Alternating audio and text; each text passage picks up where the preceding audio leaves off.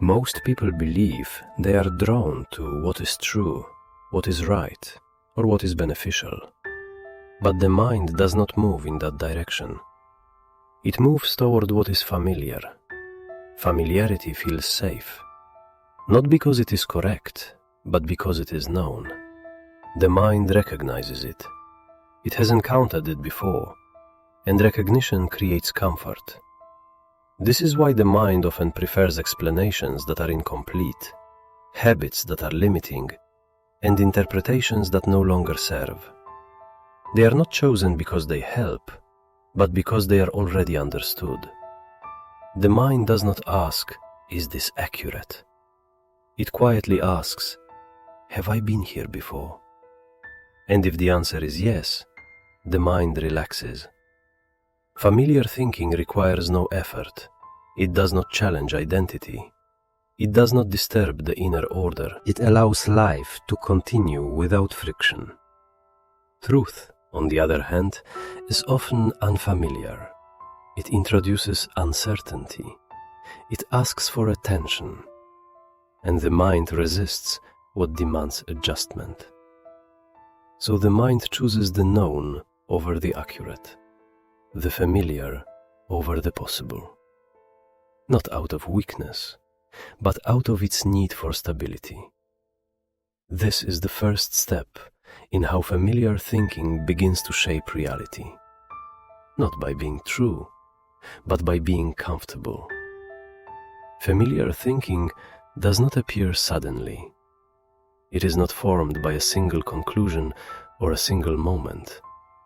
It is built slowly, through repetition. Each time a thought returns, the mind recognizes it more quickly. Each time it is repeated, it feels less questionable.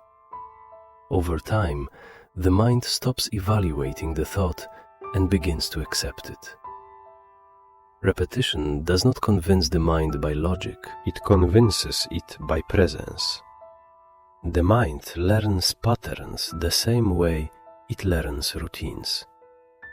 Through exposure, through frequency, through what appears often enough to feel stable. A thought does not become familiar because it is examined. It becomes familiar because it is rehearsed. This is how interpretations harden. This is how explanations become automatic. And this is how certain ways of seeing the world begin to feel natural. The mind is not measuring truth. It is measuring consistency. What repeats feels reliable. What is reliable feels real. And what feels real begins to guide perception, emotion, and behavior without conscious permission. This is why familiar thinking feels personal. It feels like something you discovered rather than something you inherited or practiced. But the mind is not asking where a thought came from. It is asking how often it has appeared. And through repetition, the mind quietly learns what reality is supposed to look like. There comes a moment when a thought no longer feels like a thought. It no longer appears as something temporary, something personal, something that can be questioned. It begins to feel like a description of reality itself. At first, the mind says, "I think this is how things are." Over time, the words "I think" disappear. What remains is a quiet assumption. This is where familiar thinking becomes powerful. A repeated thought slowly loses its subjectivity. It no longer feels like an interpretation. It feels like an observation, like a fact that requires no examination. This is just how I am. This is how people behave. This is how life works. At this point, the thought is no longer experienced as something happening in the mind. It is experienced as something happening in the world. The mind stops relating to the thought. It starts relating from it. And when that happens, the thought begins to organize perception. It filters what is noticed, what is ignored, and what is expected. Events are no longer seen as they are seen as confirmations. Confirmation strengthens familiarity. Familiarity strengthens certainty. And certainty closes the loop. The thought no longer needs to prove itself. Reality now does that for it. This is the moment when familiar thinking quietly becomes reality, not because it is true, but because it has stopped being questioned. Once a familiar way of thinking is in place, the mind no longer meets reality openly. It meets it through a lens. This lens is not chosen consciously. It is formed quietly through repetition and familiarity. And once it is in place, it shapes what is noticed and what is overlooked. The mind does not look for what is possible.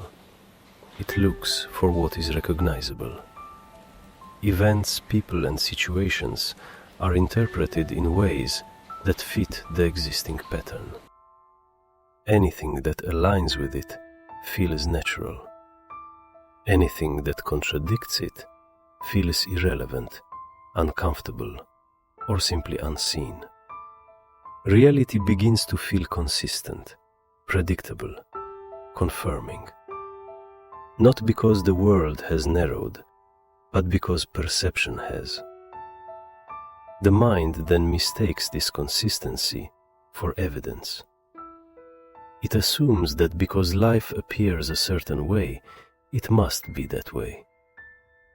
But what is being experienced is not reality itself. It is reality filtered through familiarity. The mind is not responding to what is happening. It is responding to what it expects to happen. And expectation subtly guides interaction. Tone of voice changes. Choices become limited. Attention settles into known patterns. Over time, the world begins to reflect the mind back to itself. Not as cause and effect, but as alignment. This is why reality feels stable even when it is unsatisfying. It is not being created anew, it is being recognized. And recognition, when repeated, feels like truth.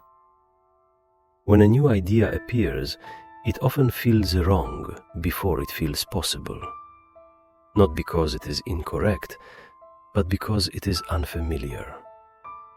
The mind has learned to associate familiarity with safety. What it recognizes feels stable. What it does not recognize feels uncertain.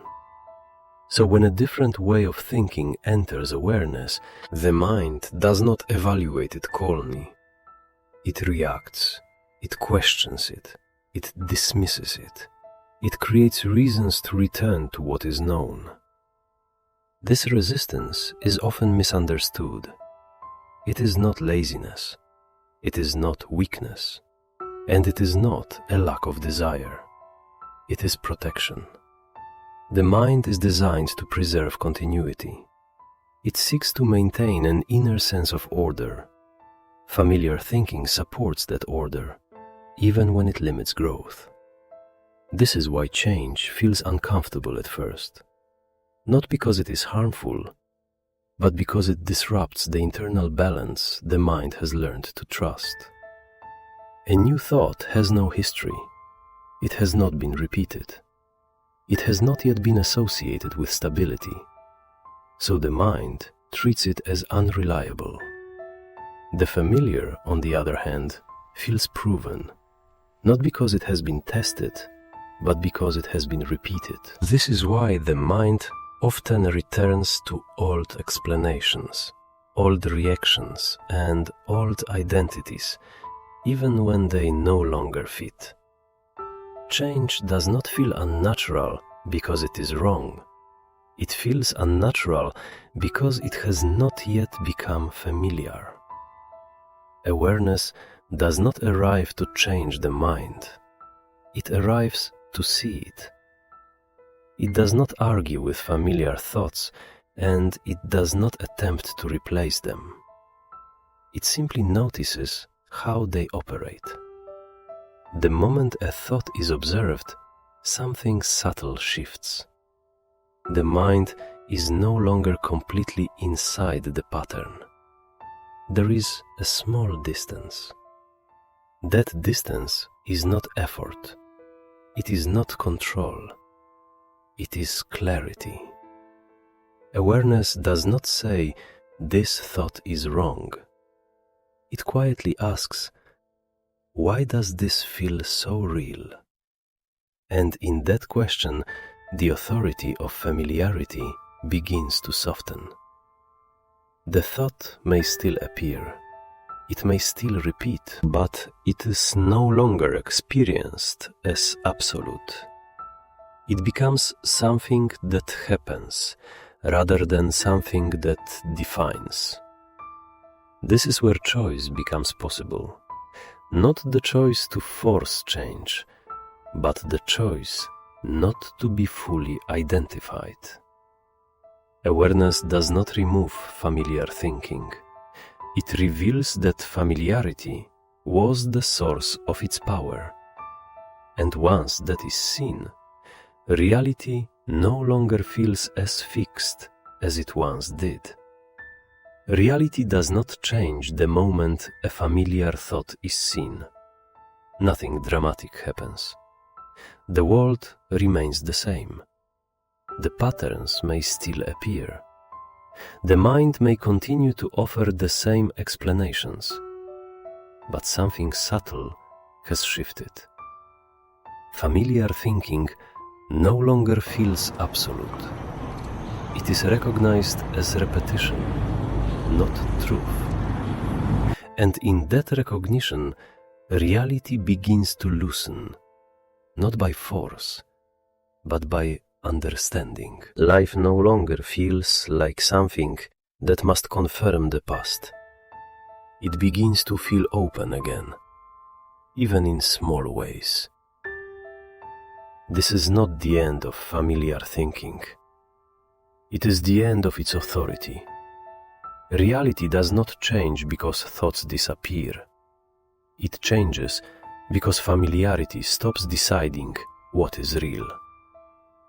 And in that quiet space, something new becomes possible.